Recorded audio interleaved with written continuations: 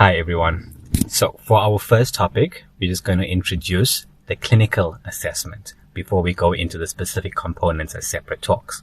So the first component will be taking of a history, and subsequently will be the clinical examination. Thereafter, just to take some time to put these two together to formulate a localization, which is the first goal of the neurological assessment, and thereafter an etiology of what could be causing the specific localization. And thereafter, in clinical practice, we would move on to investigations and then management once a diagnosis is made. The importance of this here is both for real-life practice and for your clinical exam, where most likely you would get a clinical patient where you have to take a history and then examine.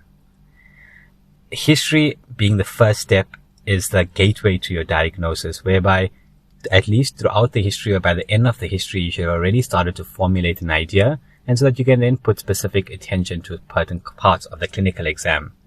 In an exam setting, your examiner might be kind and tell you just to cover certain components, but in real life, you won't get that. Or if you have an examiner that just says do an entire neuro exam, that obviously is quite daunting, and that history will guide what you have to focus on.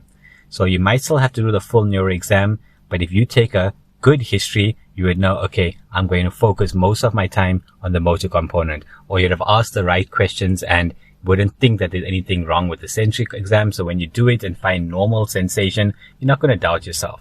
So that history is quite important just to get the ball rolling before you get to your clinical assessment. So for our next few talks, we're going to look through exactly how we take a history and thereafter exactly the components of the neuro exam.